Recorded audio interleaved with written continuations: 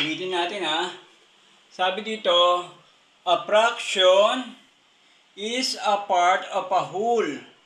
Ibig sabihin, kapag may isang bilog, isa, hinati mo sa kalahati, anong tawag doon? One half. O halimbawa, isang pizza na bilog, hinati, tag-isa tayo. Anong tawag doon?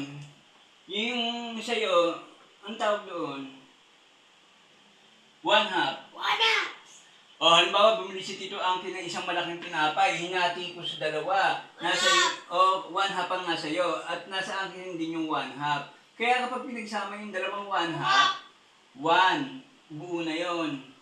Diba? Halimbawa, may isang itlog. Ngayon, nilaga natin, tapos, hinati natin sa dalawa.